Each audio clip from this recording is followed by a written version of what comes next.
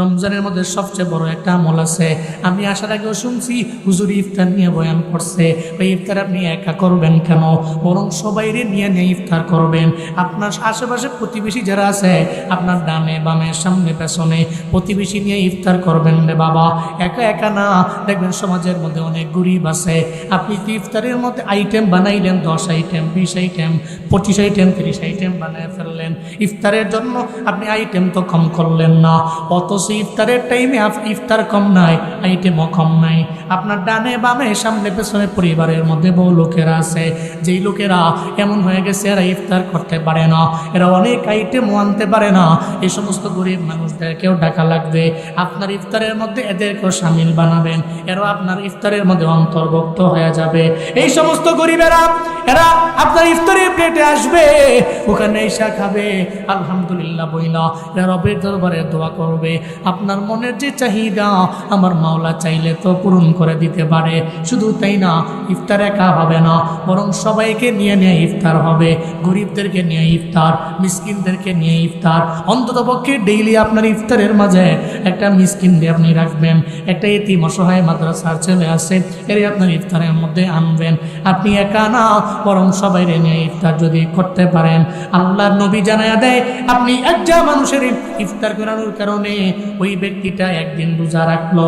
মানে একজন ব্যক্তি ফজরের নামাজের সময় থেকে নিয়া সুবহে সাদেক থেকে নিয়া এই ব্যক্তিটা ইফতার পর্যন্ত এই যে এত কষ্ট করে রোজা রাখলো, একটা রোজা রাখলে যেই পরিমাণে সওয়াব তার আমল নামায় জড়ো হয়ে গেল, আপনি একটা লোকের ইফতার করানোর কারণে আল্লাহ আপনার আমল নামায় এর চাইতেও বেশি বেশি গুণে সওয়াব আপনার আমল নামায় দিবে।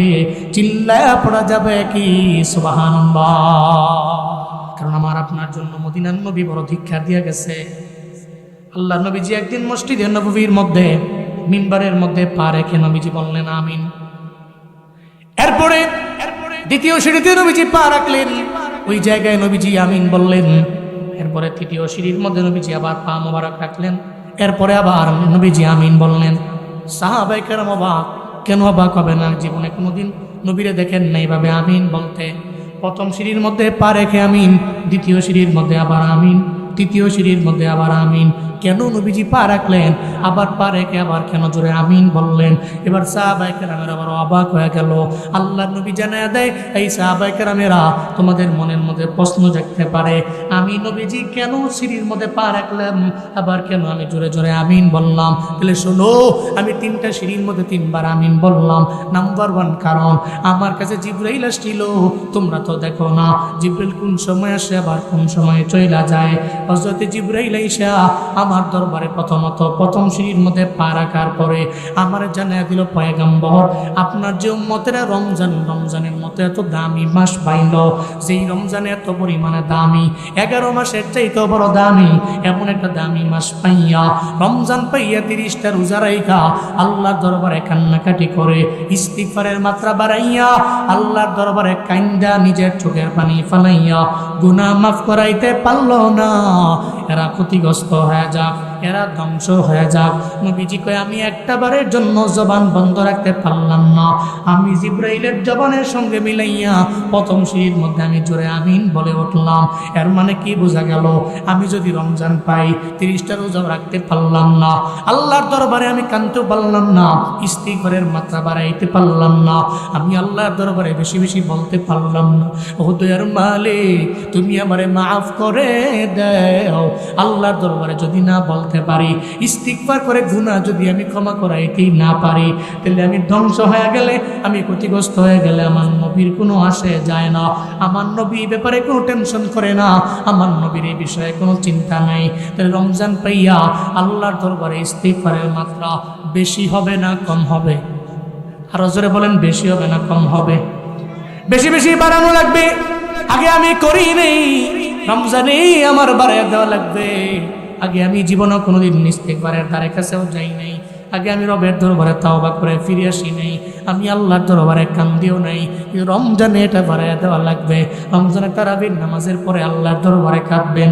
তাহাজ্জুদের সময়, সাহারির আগের সময়টাতে আপনি অন্যান্য মাসের সময় উঠেন না, ওই সময় সাহারিও করেন না, ওই সময়ে তাহাজ্জুদের ওয়াক্ত, ওই ওয়াক্তে আপনি 2 রাকাত 4 রাকাত 6 রাকাত নফল নামাজ পড়বেন। আপনি নফল নামাজ পড়ে রবের দরবারে কাঁদবেন, মাওলা রে আমার জিন্দেগিতে গুনাহ আছে, তুমি মাফ করে দাও, আমি অন্যায় করেছি মাফ করে দাও, আমি অপরাধী হয়ে গেছি, আমারে মাফ করে দাও।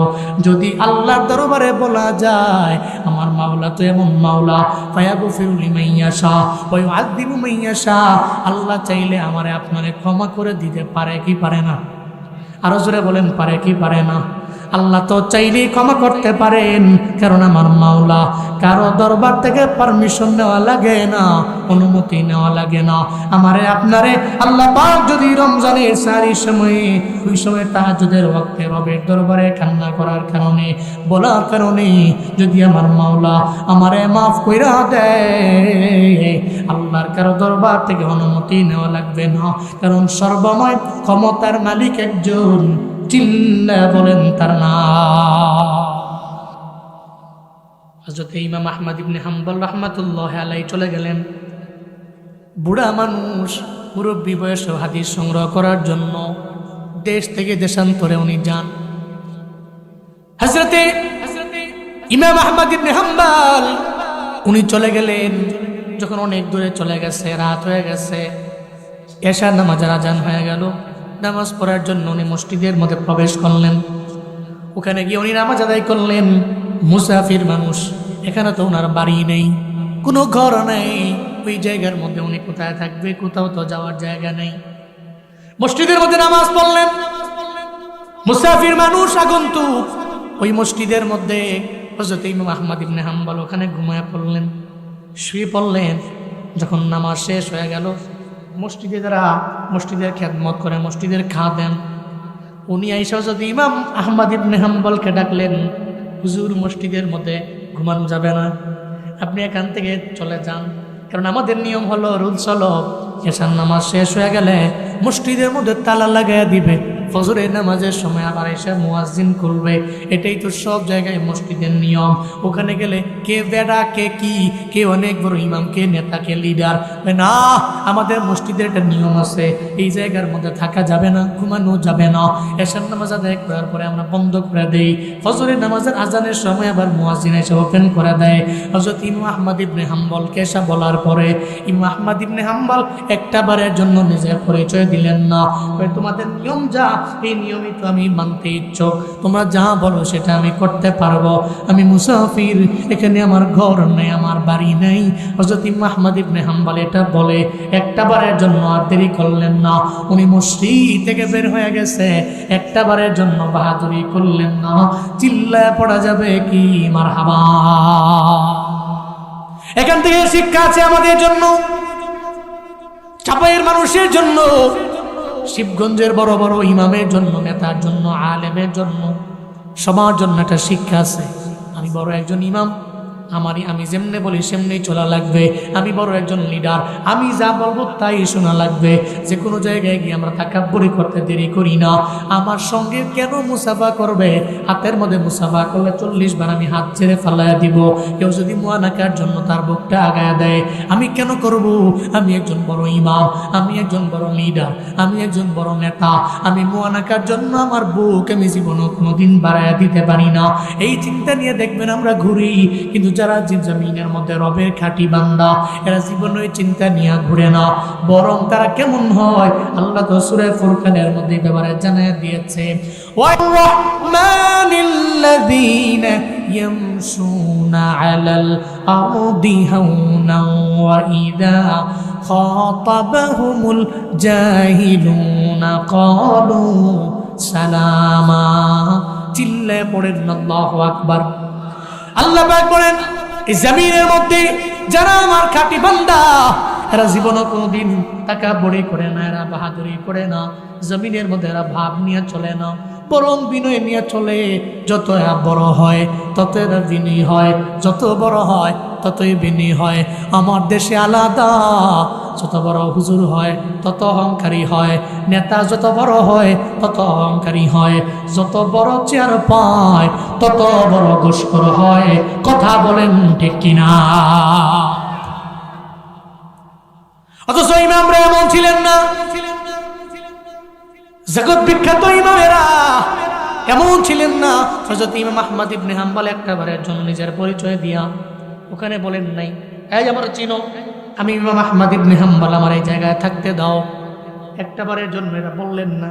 বিনয় নিয়ে উনি মসজিদ থেকে সোজা, এত রাতের বেলা এখানে ঘর নাই, বাড়ি নাই, উনি ওখান থেকে বের হয়ে গেলেন। হযরত ইমাম আহমদ ইবনে হাম্বল বের হইয়া যেতে যেতে একটা পর্যায়ে থাকায় দেখলেন সামনে একটা বাজার দেখা যায়। ওই বাজারের মধ্যে সমস্ত দরজা বন্ধ হয়ে গেছে, দোকানগুলো বন্ধ হয়ে গেছে। একটা দোকান যা দেখে খোলা, ওই দোকানের মধ্যে একটা নওজোয়ান, তার রুটির দোকান, রুটি বিক্রি করে। একটা রুটি বিক্রেতার দোকান উনি দেখলেন। উনি যাওয়ার পরে কয়, এই রুটি বিক্রেতা নওজোয়ান, সবাই দরওয়াজা বন্ধ করে চলে গেছে, সবাই দোকান বন্ধ করে বাড়িতে চলে গেছে, তুমি কেন যাও না? ওই আমার বুঝ হয়ে গেছে, আপনি বাজারের মধ্যে জীবন কোনোদিন আসেন নাই, মনে হয় গত 30 বছরে আপনি বাজারে কোনো প্রবেশ করেন নাই। যদি প্রবেশ করতেন তাহলে একটা বারের জন্যই প্রশ্ন করতেন না, কারণ আমি তো সেই নওজোয়ান, আমি দিনের বেলা কোনো কেনা বেচা করি না, কারণ রাতের বেলা করি। আমি এশার নামাজের পরে আসি, এরপরে ফজরের নামাজের সময় আমি বাড়ির মধ্যে চলে যাই। এর মানে বুঝা গেল এলাকার মধ্যে আপনি নতুন, তবে মুরব্বী আপনি বলেন না এই এলাকার মধ্যে আপনি কি জন্য আইলেন, তবে আমার দরবারে আবার কেন? হযরত ইমাম আহমদ ইবনে হাম্বল কয়, ও রুটি বিক্রেতা নওজোয়ান, হাদিস সংগ্রহের কাজে আমি বিভিন্ন এলাকায় দৌড়াই, দেশের বিভিন্ন দিক দিগন্তে আমি দৌড়াই, বিভিন্ন জায়গায় আমি যাই, কিন্তু আজকে আসার পরে রাত হয়ে গেছে, থাকার জায়গা নেই, কোথায় কোনো ঘরও আমার নাই, কোনো বাড়িও আমার নাই, আমি একজন মুসাফির, আমি একজন পথিকের কারণে আমি তোমার এখানে চলে আসলাম। রুটি বিক্রেতা রে, তোমার দোকানের মধ্যে একটা রাত আমার থাকবার দিবানি। রুটি বিক্রেতা থাকবে, এক নম্বরে আপনি পথিক, আবার চেহারার মধ্যে নূর চমকায়, আবার একজন আলেম। আমি আপনাকে আমার দোকানের মধ্যে রাখলে আমার কাছে মনে হয় আমার কপাল বড় খুলে যাবে। আমি চাই না আপনারে ফিরে দিতে, আমি চাই না আমার দোকানের মধ্যে সারা রাত আপনি থাকবেন। আমি আপনাকে সাদরে গ্রহণ করে নিলাম। চিল্লায় আওয়াজ করে একবার পড়া যাবে কি সুবহানাল্লাহ? আসেন, আপনি আমার দোকানে থাকবেন, সারা রাত থাকবেন। হযরত ইমাম আহমদ ইবনে হাম্বলকে নিয়ে গেলেন, তো উনি বসলেন। হযরত ইমাম তাকায় দেখলেন ওদিকে রুটি বিক্রেতা নওজোয়ান, ও যে রুটি বানায়, যখন খামির গুলে, তখনও খামির গুলার সময় ওর মুখ দিয়া ঠোঁট নাড়ে আস্তাগফিরুল্লাহ বলে। এরপরে যখন উনি ওই রুটি বিক্রেতা নওজোয়ান খামির বানাইয়া যখন রুটিগুলা বলতে যায়, ওই জায়গায় বলে আর আস্তাগফিরুল্লাহ পড়তে থাকে। আবার যখন রুটিটা হাতের মধ্যে লইয়া খোলার মধ্যে দেওয়ার জন্য যায়, তখনও পরে আস্তাগফিরুল্লাহ। ওখানে দেওয়ার পরে আবার যখন ওই রুটিটাকে ওই জায়গা থেকে উঠাইয়া আবার হাতের মধ্যে নেয়, তখন আবার পরে আস্তাগফিরুল্লাহ। যখন কেনার জন্য কোনো একটা ক্রেতা ওনার সামনে আসে, ক্রেতার কাছে বলে, ধরেন রুটিটা আপনার হাতের মধ্যে দিলাম। দেওয়ার সময় উনি পরে আস্তাগফিরুল্লাহ। যখন ওই রুটির বদলা টাকা নেয়, নেওয়ার সময় পরে আস্তাগফিরুল্লাহ। এটা নিয়ে যে তার যে ডয়ারের মধ্যে সে রাখে, ওখানে রাখার সময় পরে আস্তাগফিরুল্লাহ। হযরত ইমাম তো বড় অবাক হয়ে গেল। আহমদ ইবনে হাম্বল চিন্তায় পড়ে গেল, কিরে, আমিও তো আমার জীবনে এত আস্তাগফিরুল্লাহর আমল করতে পারি নাই, কিন্তু এই নওজোয়ানটা তার দোকানের মধ্যে আসার পরে তার প্রত্যেকটা কদমে কদমে কাজে কাজে আমি আস্তাগফিরুল্লাহর এত সুন্দর সুন্দর আমল আমি তার দরবার থেকে দেখতে পাইলাম। একটা পর্যায়ে উনি বড় অবাক হয়ে গেলেন। উনি বলতে লাগলেন, এরে নওজোয়ান, আস্তাগফিরুল্লাহর আমলটা এত কেন করো? তুমি একটা বারের জন্য বন্ধ করলা না? যখন খামি খুলতে গেলা তখনও পড়লা তুমি আস্তাগফিরুল্লাহ। তুমি রুটিটা যখন তোমার ওই জায়গায় খোলার মধ্যে দিলা তখন আস্তাগফিরুল্লাহ। কোনো একটা ক্রেতার কাছে দিলাম, তখন আস্তাগফিরুল্লাহ। টাকাটা হাতের মধ্যে নিলাম, তখন আস্তাগফিরুল্লাহ পড়লাম।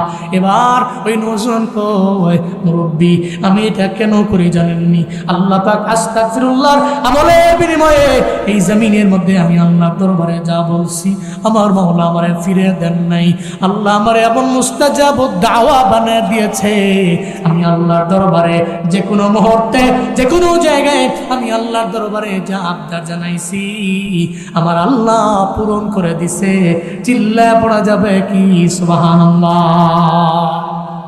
শুধু তাই না, আহমদ ইবনে হাম্বল আল্লাহর দরবারে আমি আমার জীবনে যা বলেছি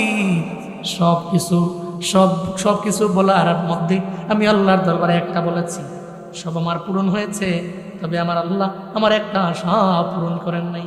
সব আশা পূরণ করলেন, কিন্তু একটা আশা আমার পূরণ করেন নাই। আহমদ ইবনে হাম্বল কয়, কও না তোমার কি আশা আছে যে আশা আমার আল্লাহ পূরণ করে নাই? আহমদ ইবনে হাম্বলের সামনে রুটি বিক্রেতা কয়, আল্লাহর দরবারে আমি বারবার বলছি মলারে, এই জমিনের মধ্যে শ্রেষ্ঠ একজন ইমাম আছে, আহমদ ইবনে হাম্বল। আমি লোকের মুখে শুনতে পাইলাম, কিন্তু জীবনে কোনোদিন আমি তার দর্শন পাই নাই, আমি তার মোলাকাত পাই নাই, আমি সাক্ষাতেও যেতে পারলাম না, ওনার দরবার থেকে আমি দোয়াও নিতে পারলাম না। আমার আল্লাহ আমার সব দোয়া কবুল করে নিছে, তবে এই দোয়াটা আমার মাওলা আমার কবুল করে নাই। এই জন্য আমি আল্লাহর দরবারে বারবার আফসোস করি আর রবের দরবারে আমি বলতে থাকি। হযরত ইমাম আহমদ ইবনে হাম্বল কয়, ও নওজোয়ান চিন্তা কেন করো?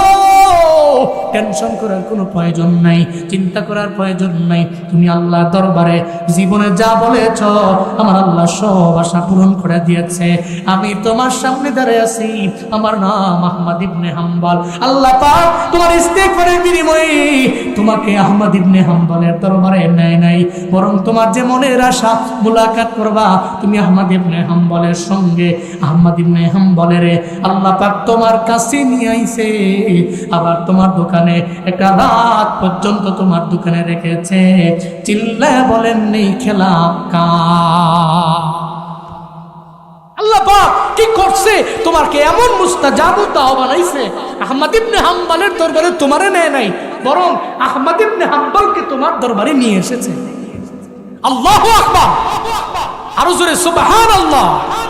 কাদের কুদরত দারি বরকামাল আনতা রব্বি আনতা হাসবি যুল জালাল, তুহি কাদির জলিলুল্লাহ জাহাদার বহর হালে তুহি মেরা নেগাহদার। তাহলে রমজান মাসে ইস্তিগফারের মাত্রা বাড়বে না কমবে?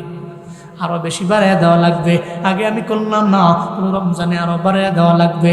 আল্লাহ নবীজি মিম্বারের মধ্যে জুড়ে একবার আমিন বললেন। কেন বললেন? ওই যে প্রথমত বললেন রমজান পাইয়া যে আল্লাহর দরবারে গুনাহ ক্ষমা করাইতে পারলো না, সে ধ্বংস হয়ে যাক। ওই কথা শুনে আমি তার জবানের সঙ্গে মিলাইয়া মিম্বারের মধ্যে দাঁড়াইয়া আমি আমিন বললাম। এই সাহাবায়ে কেরামেরা, 2 নাম্বার মিম্বারের মধ্যে আমি আবার কেন আমিন বললাম জানো? কারণ জিবরাইল আমারে বলছে আপনার উম্মতেরা যারা আপনার নাম শুনলো কিন্তু আপনার নাম শুই না দুরূদ পড়তে পারলো না, আপনার নাম শুই না দুরূদ পড়ার ব্যাপারে বকিলতা করলো, কৃপণতা করলো, নবী গো এরা ক্ষতিগ্রস্ত হয়ে যাক। আমি একটা বারের জন্য চিন্তা করলাম না, জিবরাইলের জবানের সঙ্গে মিলাইয়া আমি দ্বিতীয় সিঁড়ির মধ্যে পা রাখলাম, আবার জোরে আমি আমিন বললাম। এবার তৃতীয় সিঁড়ির মধ্যে আমি কেন পা রেখে আমিন বললাম জানুনি? হযরত জিবরাইল আমারে কইছে, পয়গম্বর এই জমিনে আপনার উম্মতেরা যারা বৃদ্ধ আব্বা পাইল, বৃদ্ধা আম্মা পাইল, বৃদ্ধ আব্বা পাইয়া বৃদ্ধা আম্মা পাইয়া এদের কাছ থেকে দোয়া নিয়া জান্নাতি হতে পারল না, এদের কাছ থেকে দোয়া নিয়া মা বাবারে বিদায় করতে পারল না, এবং বদ্ধ অবস্থায় মারা গেল আব্বা আম্মায়। অসন্তুষ্ট থাকা অবস্থায় মা চলে গেল, বাবা চলে গেল, এরা ধ্বংস হয়ে যাক। আমি একটা বারের জন্য কৃপণতা করলাম না, বরং জিবরাইলের জবানের সঙ্গে মিলাইয়া আমি ওই জায়গার মধ্যে আমিন বললাম।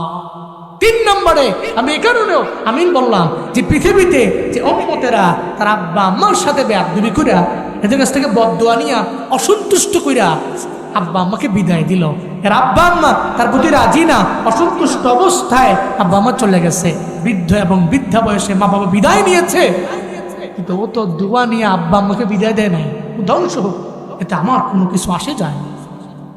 যেটা কঠিন, এটা অনেক কঠিন। এই জন্য বাপ আজকে থেকে নিয়ত করেন, ঘরের মধ্যে আপনার বৃদ্ধ আব্বা আছে, বৃদ্ধা আম্মা আছে, আপনি চিন্তা করতে পারেন কামাই করে খাওয়ায় না, ঘরের মধ্যে খায়, আমি পরিশ্রম করি, কষ্ট করি, আমি আইনা খাওয়াই, তাদের দ্বারা আমার কোনো ফায়দা নাই, এটা মহিলা গেলেই কি আর বাঁচলেই কি না, এটা এমন এক সম্পদ, এটা বৃক্ষ, বৃক্ষ ফল দিতে পারে না, আপনাকে একটু না একটু ছায়া দিতে পারে। আর এই বৃদ্ধ বৃদ্ধা আব্বা আম্মা যখনই মুনাজাত ধরে আপনার জন্য রবের দরবারে দোয়া করে, খোদার কসম একটা বুলেট মিস হতে পারে, এই দোয়া আল্লাহর দরবারে পৌঁছতে দেরি হয় না। এটা এমন এক পাওয়ার এ দোয়া, এমন এক শক্তি এ দোয়ার। যদি আব্বা আম্মার সাথে বেয়াদবি করা যায় না, করবেন না ইনশাআল্লাহ, নিয়ত করেন, যাদের আব্বা আম্মা নাই আল্লাহ আব্বা আম্মার কবর জান্নাত বানায় দেন। আরো জোরে পড়ে না আমিন, আরো জোরে আমিন। কিন্তু কপাল পোড়া সন্তান তো বুঝে না, বুঝবেন তো সেদিনে ময়দানে আছে বহুত মানুষ, আব্বা নাই আম্মা নাই, আব্বা আমার বয়ান শুনলে চোখ দিয়া গড়ায় গড়ায় পানি পড়ে, কবরের পাশে গিয়ে দাঁড়ায় কান্দে, তো লাভ নেই, তো চলে গেছে, এত গেছে, জীবনও কোনো দিন ফিরে আসবে। জীবনের মূল কষ্ট মায়ের প্রসব বেদনায়,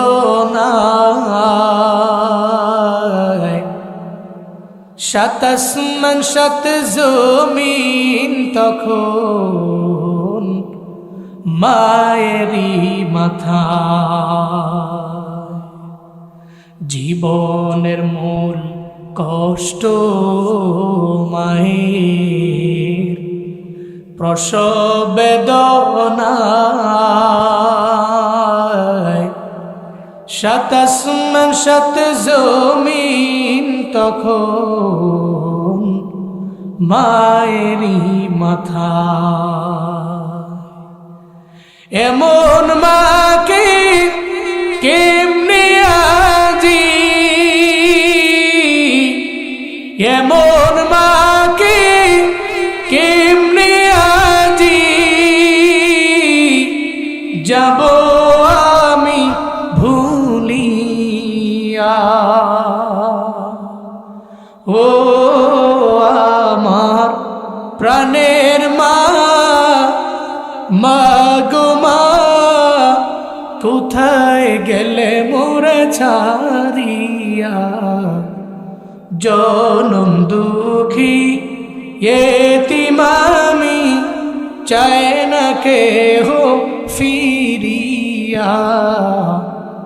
জনম দুঃখী এতিম আমি, চাই না কেহ ফিরিয়া। আমি যখন ছিলাম আমার মায়ের উদরে, চলাফেরা করতেন যে মায়, কত কষ্ট করে। আমার সুন্দর মুখ দেখে মায়ের, আমার সুন্দর মুখ দেখে মায়ের, ব্যথা যায় দে হাসায়া। ও আমার প্রাণের মা, মা গো মা, কোথায় গেলে মোরে ছাড়িয়া। জনম দুঃখী এতিম আমি, চাই না কেহ ফিরিয়া। জনম দুঃখী এতিম আমি, চাই না কেহ ফিরিয়া, জনম দুঃখী এতিম আমি, চাই না কেহ ফিরিয়া। যেদিন মায়ে বিদায় নিয়ে চলে যাবে, কবরে বসে গিয়া দাঁড়ায় পোলায় কান্দে, মায়ায় কান্দে, চোখের পানি ফেলায়া বারবার বারবার কান্না করে। ওদিন কান্না করলো, জীবনে কোনোদিন মায় ফিরে আসবে না। চাপাইয়া শিবগঞ্জের মুসলমান নৌজওয়ান আজকে থেকে নিয়ত করে নাও, মায়ের মনে আঘাত দেওয়া যায় না, আব্বার মনে আঘাত দেওয়া যায় না। কারণ এরা দোয়া দিলে রবের দরবারে যেমন যায়, বদদোয়া দিলেও রবের দরবারে চলে যায়। জীবনে কোনোদিন বদদোয়া নিয়ে চলবো না, দোয়া নিয়ে চলবো। আল্লাহ তুমি তৌফিক দাও, চিল্লা পড়েন আমি। দোয়া নিয়ে চলে, বদদোয়া নিয়ে, দোয়া নিয়ে চলে। আজকে থেকে নিয়ত করে, আমি জীবনেও কোনোদিন আমার আম্মা যদি আমাকে ধমক দেয়, আমি রাগ হয়ে থাকলেও আম্মা থেকে দূরে সরে বাহিরে আসবো, রিপিট করে আমি আমার গায়ের জোর দিয়া শক্তি দিয়া মাকে গালি দিব না, আমি আমার আব্বাকে গালি দিব না, এটা থেকে বদদোয়া নিব না। পারবো তো ইনশাআল্লাহ? পারবো না ইনশাআল্লাহ? আপনি বৃদ্ধ বৃদ্ধা আব্বা মা পেলেন, এদের থেকে দোয়া নিয়ে আপনি এদেরকে সন্তুষ্ট করে কবর দিতে পারলেন না, আপনি ক্ষতিগ্রস্ত হয়ে গেল। মদিনার নবীর এতে কোনো আসে যায় না, বড় বড় কথা। কিন্তু এই জন্য নিয়ত করেন, আজকে থেকে আমরা আব্বা আম্মা যারা বেঁচে আসছে আমরা ভালো আচরণ করব, যাদের নাই এদের জন্য দোয়া করব। যাদের আব্বা আম্মা নাই আপনাদের জন্য কাজ আছে। মদিনার নবী শিক্ষা দিয়েছেন। আপনি চিন্তা করতে পারেন, হুজুর আমি তো আব্বা আম্মাকে রাজি বানিয়ে এদের কবরে পাঠাইতে পারি না, এখন আমি কি করব? আপনাদের জন্য ফার্স্ট আমল হচ্ছে, এক নম্বরে আব্বা আম্মার যে আত্মীয় স্বজন, আব্বার যে আত্মীয় স্বজন, এদের হক পরিপূর্ণ আদায় করবেন। আত্মীয় স্বজনদের বাড়ি যাবেন, মার বোন খালা, আব্বার যে আত্মীয় স্বজন আছে, বন্ধু বান্ধব আছে, এদের কাছে যাবেন, যে এদেরকে আপ্যায়ন করবেন, এদের হক ঠিক মতো বুঝাই দিবেন। কিন্তু আমার সমাজ এটা দিতে খুব নারাজ। দেখবেন বাপ মারা গেছে, আম্মা মারা গেছে, ঠিক মতো হক আদায় করে না, আত্মীয় স্বজন থেকে ভুলে যায়। আম্মা মারা গেছে, আজকে খালার আর ফোন দিয়ে লাভ কি? বছরের পর বছর চলে যায়, একটা বারের জন্য খালাকে ফোন দিয়ে খবর নেয় না। আত্মীয় স্বজনের সাথে ভালো আচরণ করা, এদের খোঁজখবর নেওয়া, এদের হক আদায় করা, এটা তো আপনার আম্মা আব্বার সাথে ভালো আচরণ করার শামিল। এই জন্য মদিনার নবী বলছেন, তোমার আব্বা মা নাই, রাজি বানাইতে পারো নাই, তুমি এদের আত্মীয় স্বজনের কাছে গিয়ে এদের হক আদায় করো, কিছু নিয়ে যাও, আসার সময় কিছু হাদিয়া দিয়ে আসো। এরা রাজি হবে তো কবর থেকে আম্মায় রাজি হবে, আব্বাই রাজি হবে। সুবহানাল্লাহ জোরে পড়বেন না? এটা নাম্বার 1 কাজ। 2 নম্বরে আব্বা আম্মার রুহের মাগফিরাতে তুমি দান করো, মসজিদে, মাদ্রাসায়, কোনো নেকির কাজে, কোনো ভালো কাজে। এছাড়া কি হবে? আব্বা আম্মার রুহের মাগফিরাতে আপনি যখন দান করবেন, এই দানের সওয়াবটা আপনার আম্মার কবরে যাবে। হঠাৎ করে দেখবে যে একদিন কবর আযাব বন্ধ।